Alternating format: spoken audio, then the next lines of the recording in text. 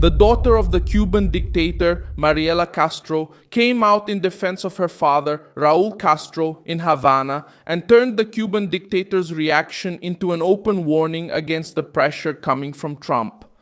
This Tuesday, May 26, 2026, the daughter of the old regime leader tried to put on a brave face but revealed her desperation when she said that her father watches, smiles, and that no one will catch him alive. The scene was not a backstage comment or a family outburst. It was a political message delivered in front of supporters, with the Castro clan trying to show strength at the very moment Raul's image became the target of criticism, outrage, and public exposure. Mariela tried to portray her father as an untouchable guerrilla, but her words sounded like the outburst of a family feeling the moral pressure closing in and trying to turn fear into bravado. What was the dictator's daughter really trying to say? Why did the regime need to put his family on the front line? How might Trump react to this challenge? I'll tell you all about it in a moment. If you like this kind of straightforward, no-nonsense content, consider subscribing because we have videos like this every day. The statement didn't come from an ordinary interview. It happened in Cuba, in front of supporters of the regime, during a rally held to show strength, unity, and loyalty to the old commander. Mariela didn't speak as a concerned daughter worried about her father. She spoke as the spokesperson of a political dynasty that feels the weight of exposure and tries to turn fear into bravado. The Castro family appeared in public to say that they do not accept being challenged, do not accept being held accountable, and do not allow Raul to be treated as an ordinary man in the face of serious accusations. The reaction was swift because the statement touches on the central symbol of the Cuban dictatorship. Raul Castro is not just a former ruler. He is part of the group that ruled Cuba for decades, controlled the Communist Party, maintained the military apparatus, and helped keep the island under a closed system. Mariela Castro Spin is the daughter of Raul Castro and Vilma Spin, the niece of Fidel Castro, and one of the most well-known figures of the family that ruled Cuba for decades. She built her public image as a sexologist, legislator, and director of the Cuban National Center for Sex Education, Cenesex, an organization used by the regime to talk about sex education, diversity, and the rights of the LGBT community. Mariela also became one of the voices most associated with the defense of same-sex marriage, the rights of trans people, and campaigns against homophobia on the island. But always within the political structure of the Cuban regime itself. That's where her words carry more weight. It didn't come from an independent activist facing opposition. It came from a direct heir to power, a woman who presents herself as progressive on LGBT issues. But in times of crisis, she closes ranks with her father, defends the old core of the dictatorship, and turns Raul Castro's image into a symbol of confrontation against pressure from the United States. The Castro clan knows it has lost the comfort of silence. Now it needs to speak, to appear, to respond, and to try to intimidate. The event in Havana also served to show how the regime reacts when it feels cornered. Instead of handling the situation with sobriety, it put party activists, officials, state bodies, and family members in front of the cameras. The scene was staged to say that the people are united with Raul. But this kind of mobilization in Cuba always bears the same hallmark.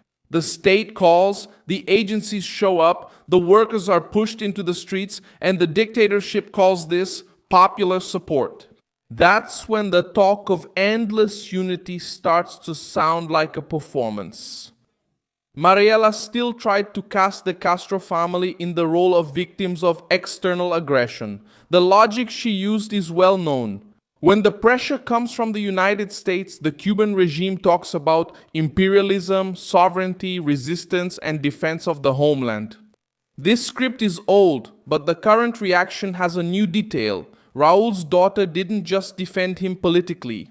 She put her own father's image at the center of a symbolic threat, as if any attempt to hold him accountable were a war against the revolution. This reaction also shows a change in the clan's behavior.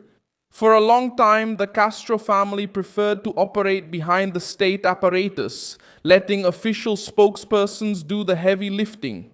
Now Mariela appears, relatives appear, allies appear, and everyone tries to take the stage at the same time. This gives an impression of urgency. When the whole family needs to defend the patriarch in public, it's because the issue is no longer just legal and has become a public image crisis for the dictatorship. The message to Trump comes through in this interpretation. For the Cuban regime, Trump represents the toughest American pressure. She tries to tell Washington that Raul Castro will not be handed over, will not be humiliated, and will not be treated as someone they can get to. The reaction of the regime's supporters followed the same path. In publications and official acts, the defense of Raul came loaded with words like struggle, sovereignty, and provocation. But the reaction outside the pro-government bubble was quite different. Many Cubans in exile and critics of the dictatorship saw Mariela's statement as arrogance, cynicism, and fear. The smile mentioned by Mariela became part of the outrage. While Cuban families endure loss, imprisonment, exile, and hunger, the old commander would be watching and smiling. The regime also tries to use Raul's age as an emotional shield. He appears as an old, fragile, historic figure, almost untouchable. But Mariela chooses a confrontational language, not one of compassion. She doesn't ask for calm. She doesn't ask for legal defense. She doesn't ask for respect for due process. She invokes the image of the guerrilla fighter who resists until the end. This choice is not accidental. It serves to rally the base, keep the myth alive, and prevent Raul from being seen only as a former head of state facing serious accusations. The Mexican reaction mentioned in the debate also came onto the radar because allied governments or those sympathetic to the Cuban regime usually treat Havana with a tolerance they do not offer to their political opponents. When leaders from outside downplay the pain of victims or downplay the responsibility of figures from the regime, outrage grows among Cubans who fled the island and families who feel abandoned. The Cuban regime prefers to negotiate with governments that talk about prolonged dialogue, concessions, and easing pressure. With Trump, the calculus changes. The Castro family knows that strong rhetoric resonates with the American right, the Cuban exile community, and those who advocate harsh punishment against dictatorships. The more Mariela tries to project firmness, the more she exposes the gap between the palace and the street, between revolutionary rhetoric and the harsh life of the ordinary Cuban. And for many Cubans, it becomes yet another bitter scene of a powerful family talking about war while the people deal with long lines, blackouts, and forced silence. I'm Milson Alves, Global, and my purpose is to keep you well informed with the truth every day. The news links are in the video description.